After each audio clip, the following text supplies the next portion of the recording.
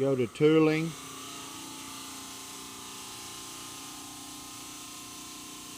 Go to router spindle.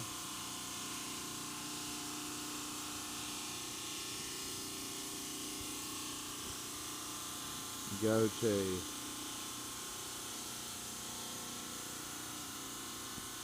tool.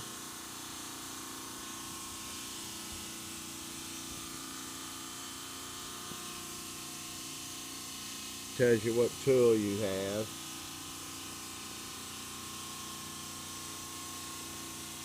Click on unring. And that way you can pull the tool out and they don't expect to have one in it. Then you can start your process.